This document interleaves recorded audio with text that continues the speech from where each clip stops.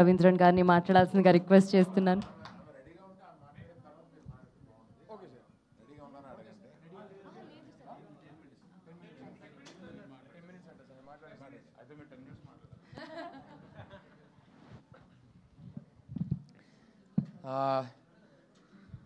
అసలు very very emotional day అండి. అంటే నేను రష్మిక ఎప్పుడు మాట్లాడుకునే వాళ్ళం. రష్మిక ఎప్పుడు చెప్పేది, నేను ఈ సినిమా నేను చేస్తున్నది నేను అమ్మాయిలకి ఇస్తున్న బిగ్ హగ్ అని. నేను ఎప్పుడు చెప్పేవాడిని, నేను ఈ సినిమా చేస్తున్నది అబ్బాయిలు ఇంకా better boyfriends, better husbands కావాలి, వాళ్ళ ఇంటికి వెళ్ళి ఒకసారి ఆలోచించుకోవాలి, దానికోసం నేను తీస్తున్నానని చెప్పేవాడిని.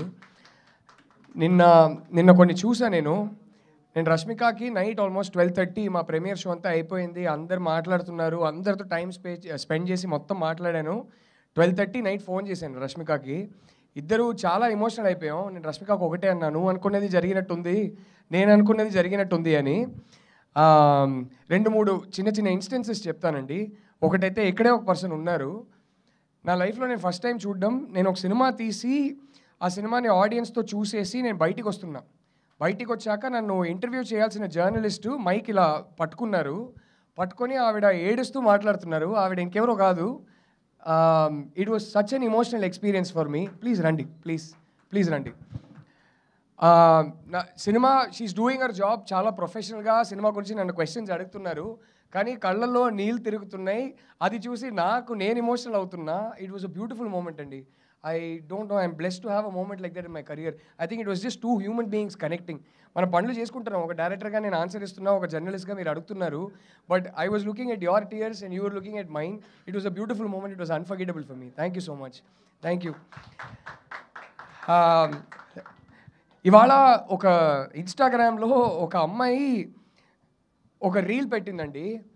అది చూసి గట్టిగా ఏడ్చేసా. అంటే నాకు నిజంగా ఏమనిపించింది అంటే, నేను లైఫ్లో ఇంకొక సినిమా తీయకపోయినా నాకు రిగ్రెట్ ఉండదు, ఇంతకన్నా ఏం కావాలరా ఒక సినిమా తీసి అని అనిపించింది. ఒక అమ్మాయి గుజరాత్లో మార్నింగ్ షో అంట, 9:30 మార్నింగ్ షో గుజరాత్లో, థియేటర్లో ఇంకెవ్వరు లేరంట.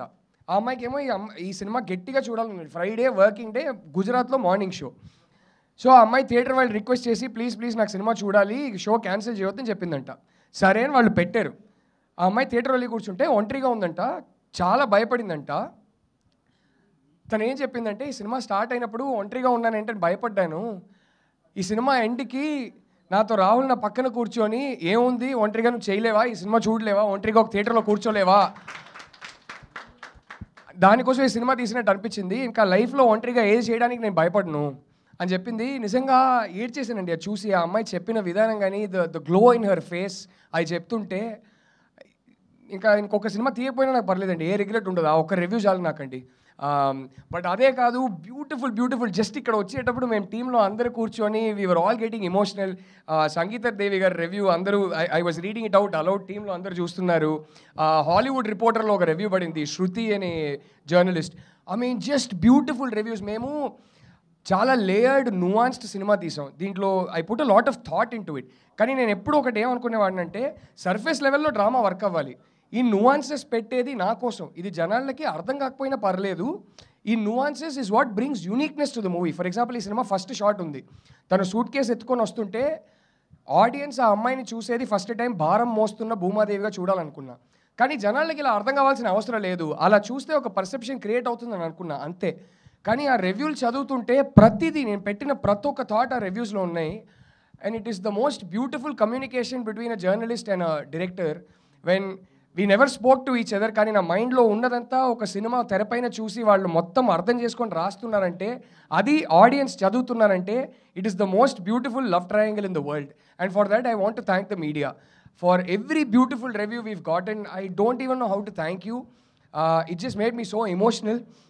అండ్ ఇప్పుడు నెక్స్ట్ నేను అనుకున్నది ఏంటి ఈ సినిమాతో అచీవ్ చేయాలని, దానికి కొన్ని ఎగ్జాంపుల్స్ చెప్పాలనుకుంటున్నాను.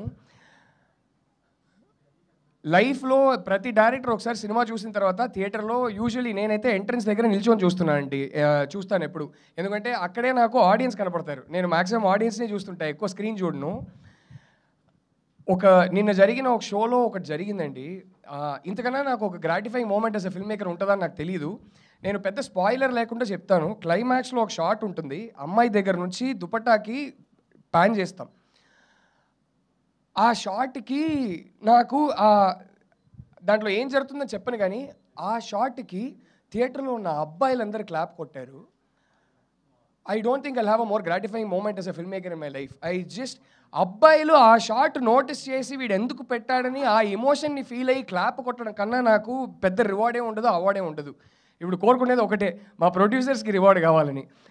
నేను ఈ సినిమా ఎందుకు తీశానో, నేను ఈ స్టోరీ ఎందుకు చెప్పాలనుకున్నానో, జస్ట్ ఆల్ యువర్ రెస్పాన్సెస్. ఇవాళ పొద్దున్న నుంచి నాకు ఫోన్ కాల్స్ వస్తున్నాయి and there are women who have called me and they are just crying. మాట్లాడడానికి ట్రై చేస్తున్నారు, ఏడుపు మధ్యలో మాట్లాడలేకపోతున్నారు. And I said, I understand, మీరేం చెప్పక్కర్లేదండి అని చెప్పి I felt emotional and I was just listening to them cry. I'm blessed to have such experiences in life as a film maker.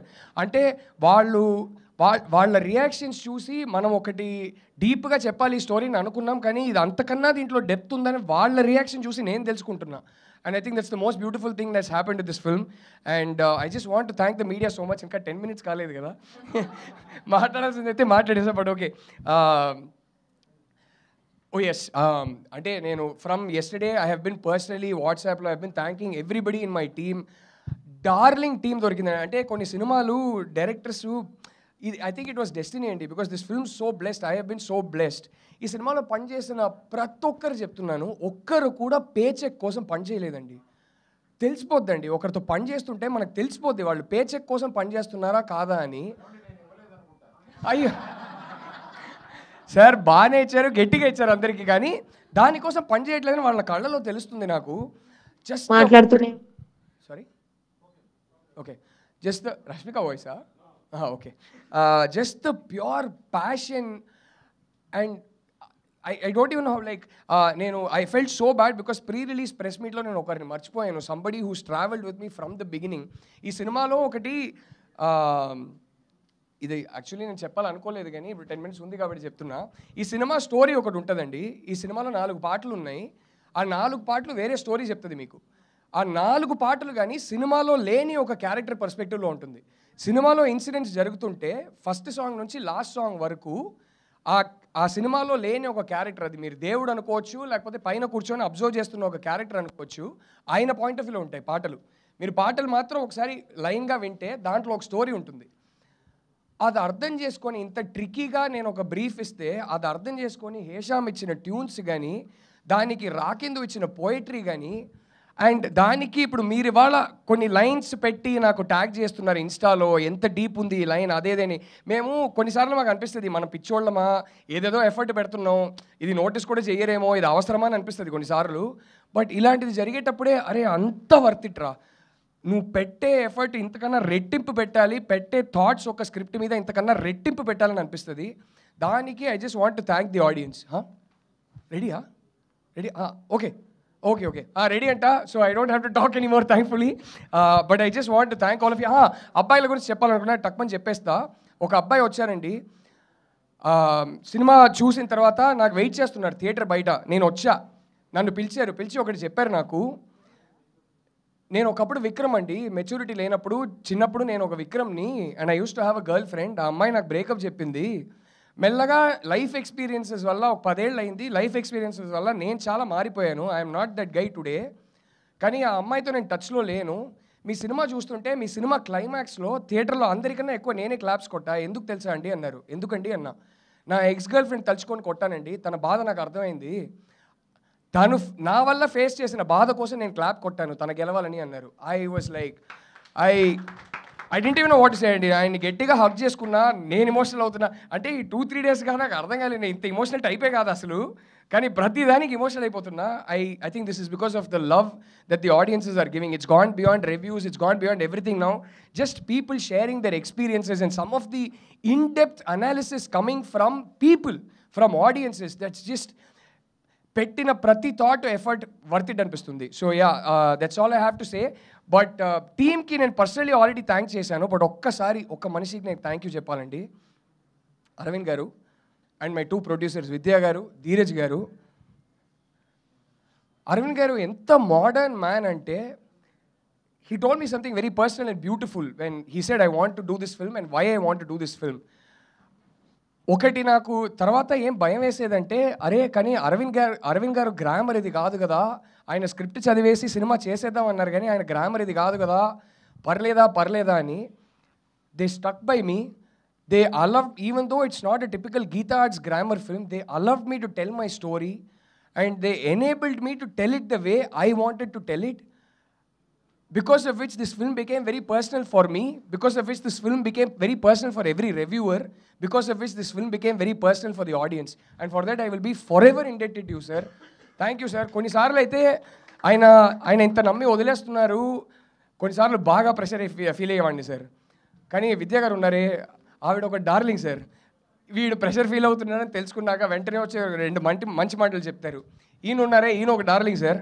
కొట్టుకుంటాం, తిట్టుకుంటాం, కానీ వెళ్ళే ముందు అరే మనోడు కొంచెం అప్సెట్ అయి ఉన్నాడని తెలిస్తే బ్రో రండి బ్రో అని చెప్పి ఆయన కార్లో తీసుకెళ్తారు.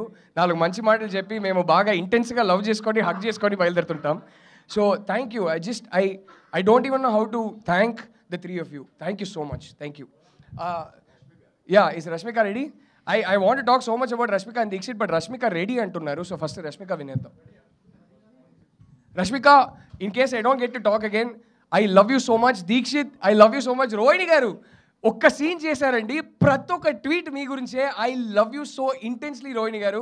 రావు రమేష్ గారు చింపేశారు sir. Anu Emmanuel, Anu, I'm so proud to see how much of feedback is coming for you and how many girls are saying we want a Durga in our life. It's because of how beautifully you played Durga. All the boys, the friends of Deekshit, the friend of Rashmika, all of you, I love all of you. Everybody in the cast and crew, thank you so much. Rashmika, నేను ఎన్ని press మీట్లో ఎంత మాట్లాడినా సరిపోదు. ఇది మనకైతే చాలా personal emotional equation. నువ్వు ఇక్కడ లేవు ఇవాళ. దీక్షిత్ నేను అదే మాట్లాడుకున్నాం. బాగా విద్య గారిని, రష్మిక ఇద్దరిని మిస్ చేస్తున్నాం. I will call you and we'll share everything and we'll pour our emotions out together. I love you, Rashmika. Thank you so much. Thank you Rahul Ravindran గారు. మొత్తానికి బ్లాక్ బస్టర్ హిట్ కొట్టేశారు. Once again congratulations. So Rashmika గారు వచ్చి join అవుతారు మరికొద్ది క్షణాల్లో. ఈలోపు media you can ask some questions. First question.